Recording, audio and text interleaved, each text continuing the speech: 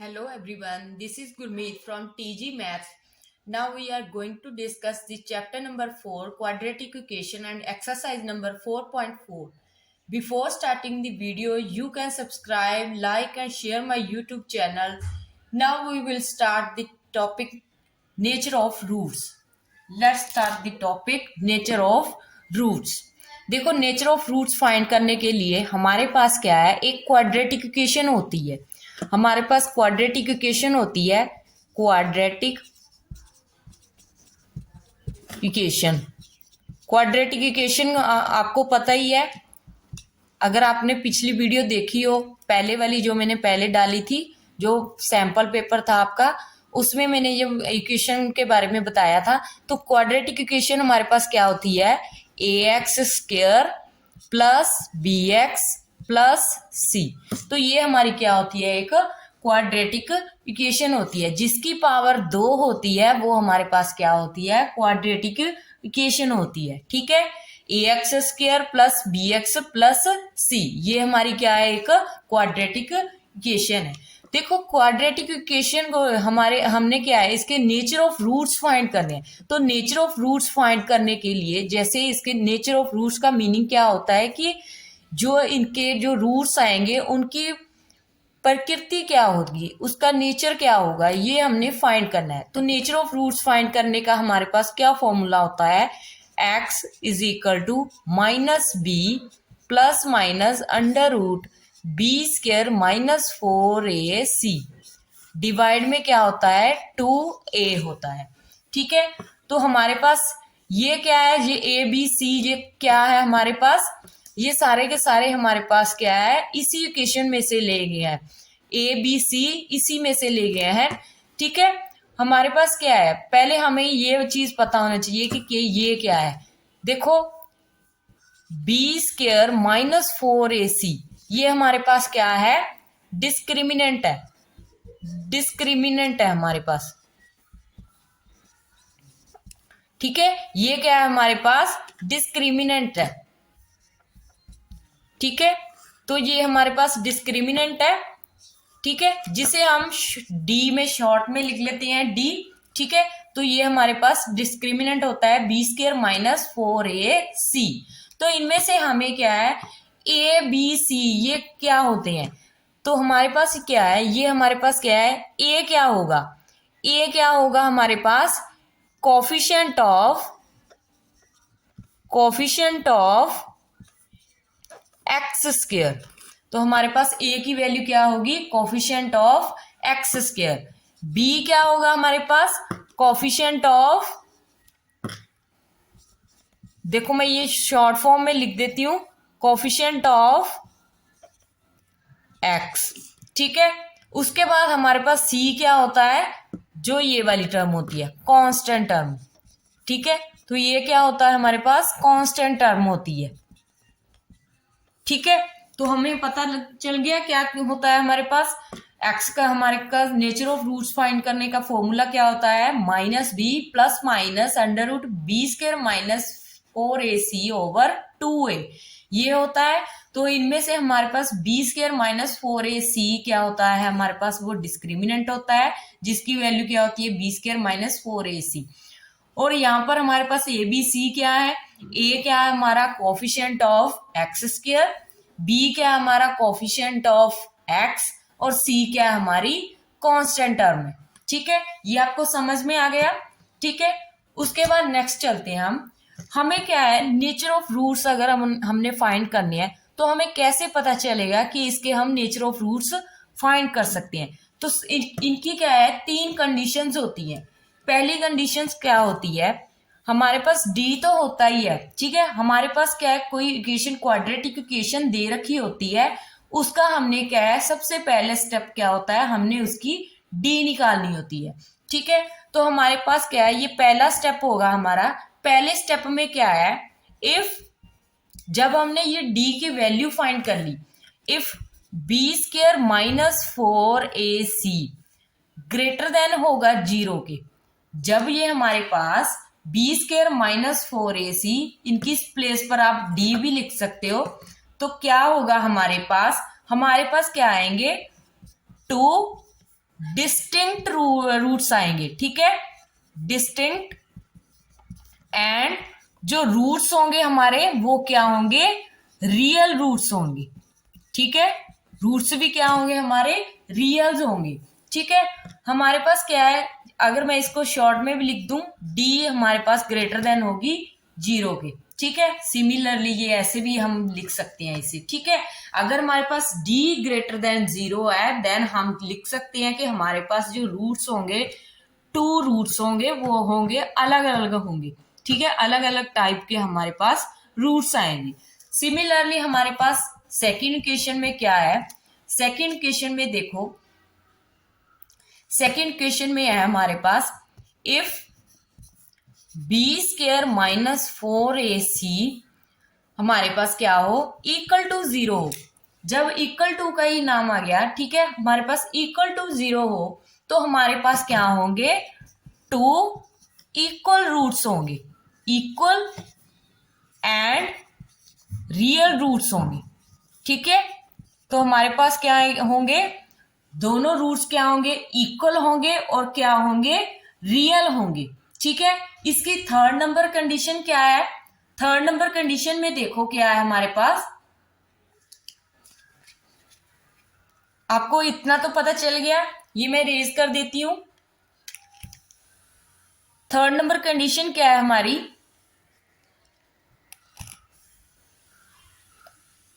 Third number condition में हमारे पास क्या है, थर्ड नंबर कंडीशन है हमारे पास, अगर हमारे पास if B square minus 4ac इसकी वैल्यू हमारे पास क्या हो, लेस देन 0, इट मीन्स क्या हो, नेगेटिव में हो इसकी वैल्यू, देन हमारे पास क्या होगा, नो रियल रूट्स, ठीक है। तो हमारे पास क्या होंगे, नो रियल रूट्स होंगे, ठीक है। इसी फर्स्ट कंडीशन भी लिख देती हूं मैं एक बार, क्या थी हमारे पास, if B square minus 4ac greater than था 0 के, तो हमारे पास रूट्स क्या थे, रूट्स आर डिस्टिंक्ट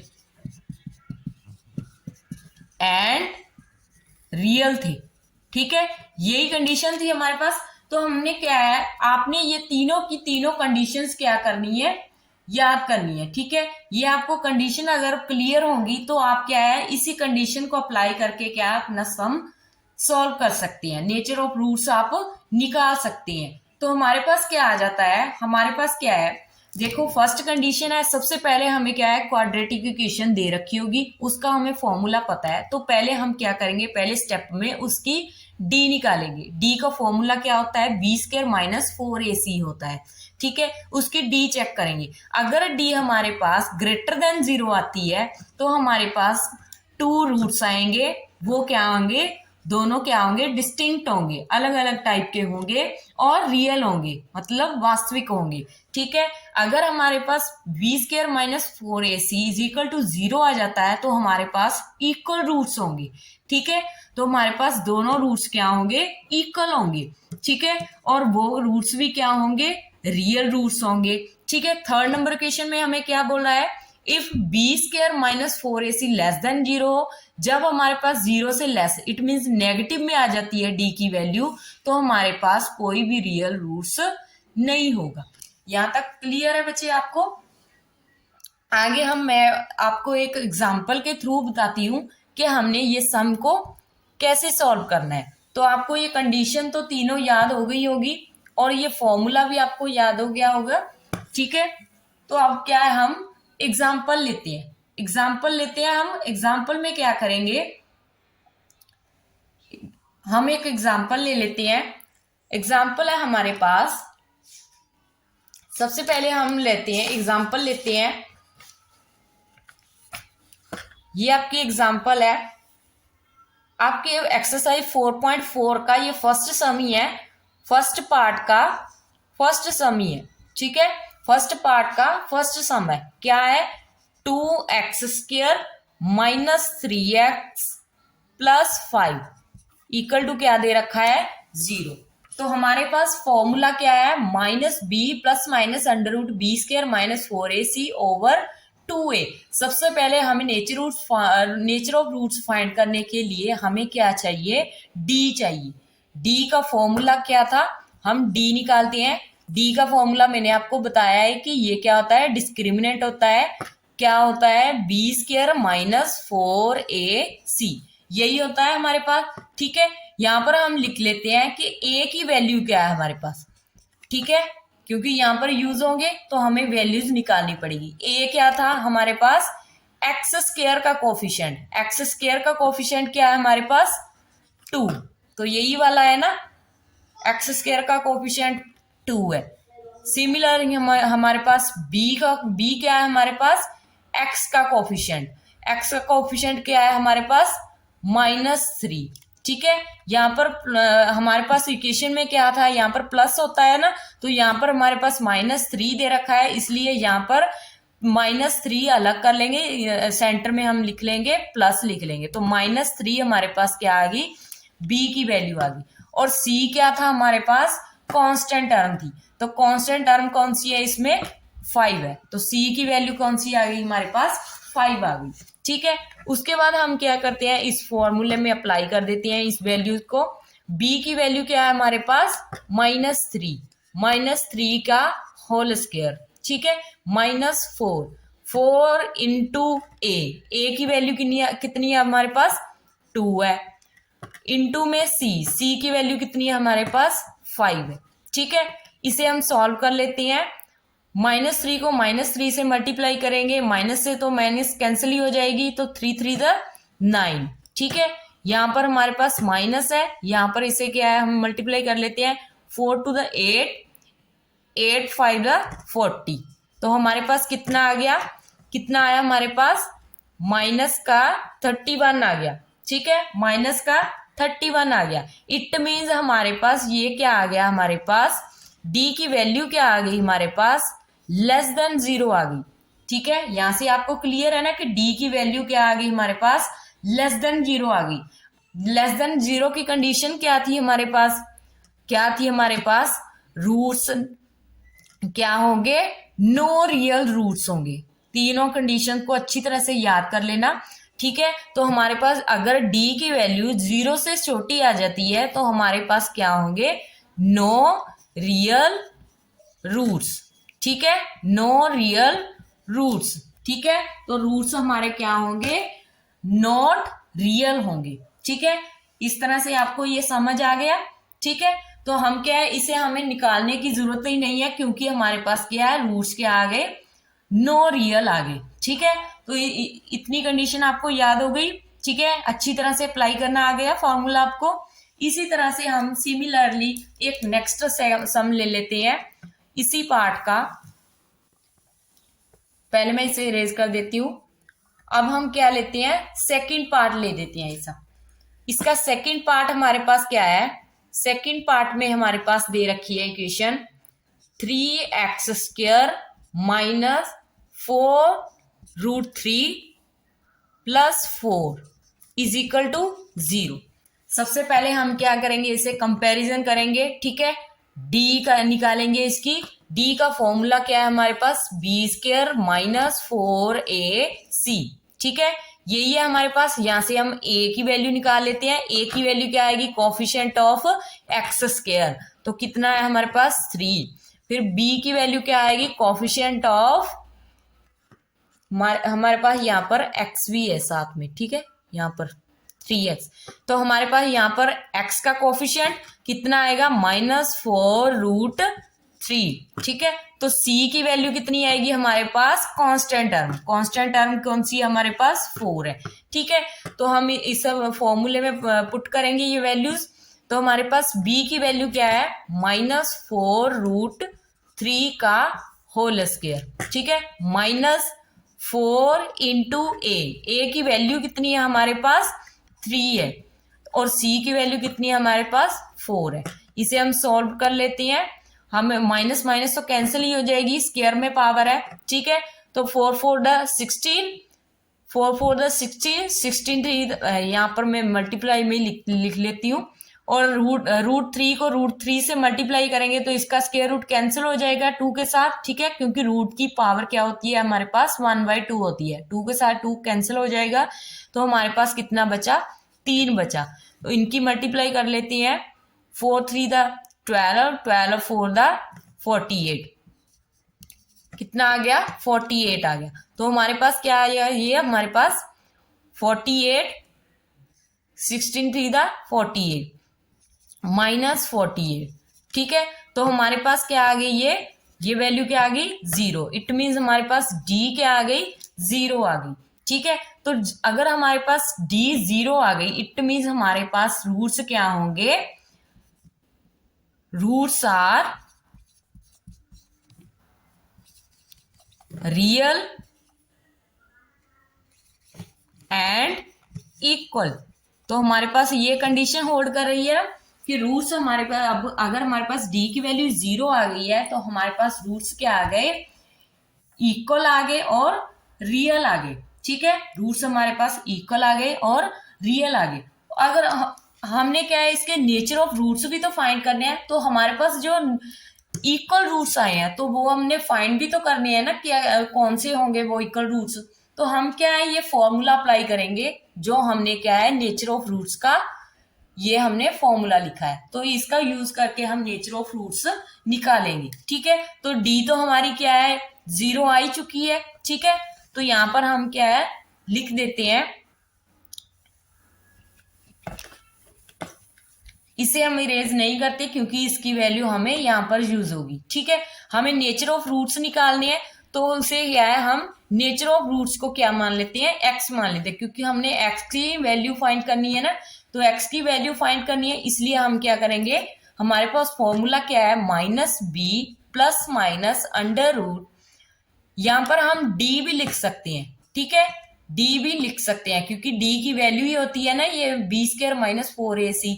तो यहां पर मैंने डी लिख लिया, ठीक है। नीचे हमारे पास 2a, ठीक है। अगर हम क्या है इसे लिख लेते हैं, हमारे पास b की वैल्यू क्या है, माइनस तो देखो फॉर्मूले में ही है, b की वैल्यू क्या है हमारे पास -4√3, यही है ना। नीचे हमारे पास 2 इंटू ए की वैल्यू कितनी है हमारे पास 3 है, ठीक है। तो हम क्या है यहाँ पर आगे इसे सॉल्व कर लेते हैं, माइनस माइनस प्लस हो गया तो 4√3 आ गया, ठीक है। नीचे हमारे पास क्या है 2√3 है, ठीक है, सॉरी ओनली 3 है हमारे पास, रूट नहीं है यहाँ पे, ठीक है। तो क्या है यहाँ पर हमारे पास 3 है, तो 2 को इसके साथ कैंसिल कर देती हैं, कितना आ गया यहाँ पर 2 आ गया, ठीक है। यहाँ पर क्या है हमारे पास, इसे कैंसिल कर देते हैं हम, यहाँ पर हम √3 और √3 को ही हम 3 लिखते हैं ना, ठीक है। अगर हम क्या है एक को कैंसिल कर देते हैं तो यहाँ पर तो एक नीचे √3 बचेगा ना, तो नीचे तो हमारे पास √3 बचेगा, तो हमारे पास कितनी वैल्यू आ गई 2√3 आ गई, ठीक है। तो यहाँ हमारे पास क्या आ गई √3 आ गई वैल्यू, ठीक है।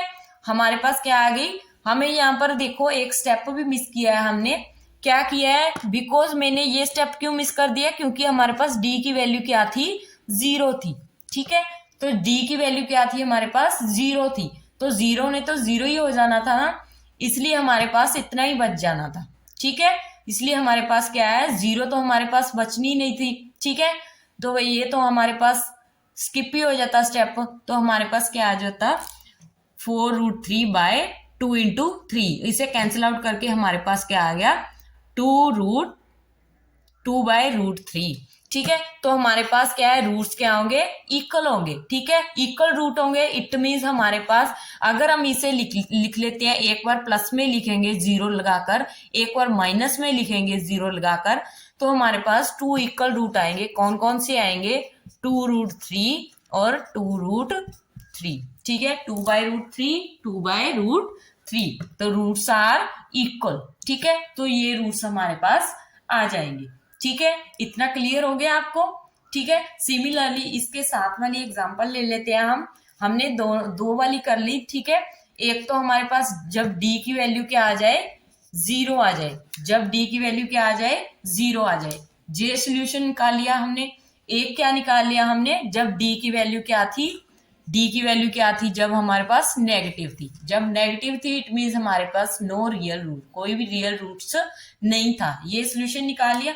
अब हम क्या है थर्ड वाली कंडीशन निकालते हैं। ठीक है, थर्ड वाली कंडीशन में क्या थे हमारे पास, रूट्स आर डिस्टिंक्ट, तो दोनों रूट्स क्या थे हमारे पास, डिस्टिंक्ट थे। ठीक है, तो इसका थर्ड सम ले लेते हैं हम, इसी पार्ट का थर्ड सम ले लेते हैं। तो हमारे पास थर्ड सम में क्या दे रखा है, 2x² माइनस 6x प्लस 3, यही दे रखा है ना हमारे पास। अगर हमारे पास ये दे रखा है तो हमारे पास सबसे पहले हम सेम चीज d निकालेंगे। d निकालने के लिए हमारे पास फॉर्मूला b² माइनस 4ac, यही फॉर्मूला है। a की वैल्यू निकालो, a की वैल्यू क्या है, कोफिशिएंट ऑफ x² 2 है। ठीक है, फिर हमारे पास b की वैल्यू कोफिशिएंट ऑफ x क्या है हमारे पास, -6 है। फिर c क्या है हमारे पास, कांस्टेंट टर्म है, वो क्या है हमारे पास 3 है। ठीक है, तो हमारे पास क्या आ जाएगी, 3 आ जाएगी। ठीक है, उसके बाद हम क्या करेंगे, इसे चेक करेंगे कि d की वैल्यू क्या आती है। ठीक है, तो हम क्या इस फॉर्मूले में पुट कर देते हैं, b की वैल्यू क्या है, -6 का होल स्क्वायर -4 इंटू ए कितनी है हमारी 2 है, इंटू सी कितनी है हमारी 3 है। ठीक है, तो यहाँ पर माइनस माइनस तो प्लस ही हो जाएगा, 6 और 6 से मल्टीप्लाई किया कितना आएगा 36, और यहाँ पर हम मल्टीप्लाई करते हैं 4 to the 8, 8 3 the 24, तो कितना आ गया हमारे पास, यहाँ इसे माइनस कर लेते हैं 2 और 1, तो हमारे पास d की वैल्यू कितनी आ गई, 12 आ गई। इट मीन्स हमारे पास d की वैल्यू क्या है, ग्रेटर देन 0 है। अगर ग्रेटर देन 0 है तो हमारे पास रूट्स क्या होंगे, रूट्स आर डिस्टिंक्ट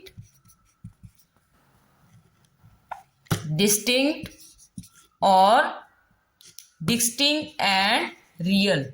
ठीक है, तो रूट्स क्या होंगे हमारे पास, डिस्टिंक्ट होंगे और क्या होंगे, रियल होंगे।